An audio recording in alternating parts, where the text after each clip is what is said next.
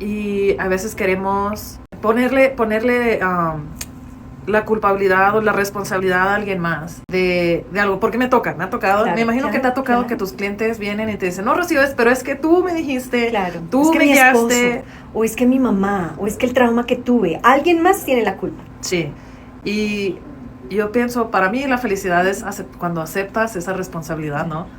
De decir, oh, no, es mi culpa, y ya tienes esa libertad, ¿no? Total, me encanta.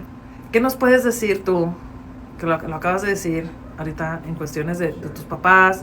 ¿Cuándo tú te diste cuenta que estabas viviendo la vida de alguien más? Me sumé a las monjas, me fui de monja por un año, hice un internado por 2 años más o menos antes de pedir ya un internado formal, y me interné por un año entero, y ese proceso fue muy difícil, y ahí fue donde empecé a entender que estaba viviendo la historia de mi mamá y de mis tías por ser hija única. O sea, la historia de la niña perfecta, la niña buena, la mejor en las clases. Yo tenía full scholarship en la universidad, en la carrera, y eso tenía una serie de responsabilidades. Entonces, hasta ese momento de mi historia siempre había sido la niña buena, perfecta, que todo el tiempo está esforzándose para que todo el mundo esté contento.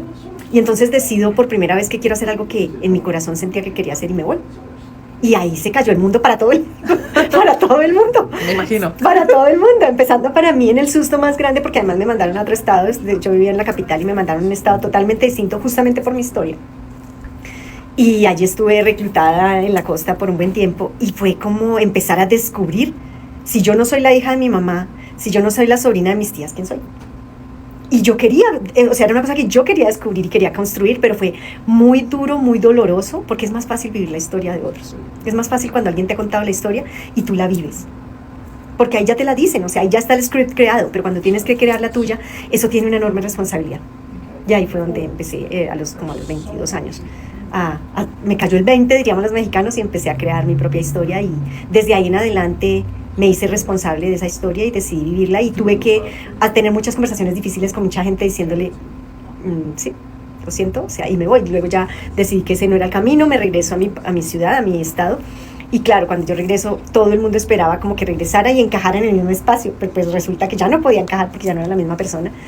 Entonces fue como ya empezar otro siguiente capítulo, pero ya un capítulo en el que ya estaba efectivamente escribiendo mi historia.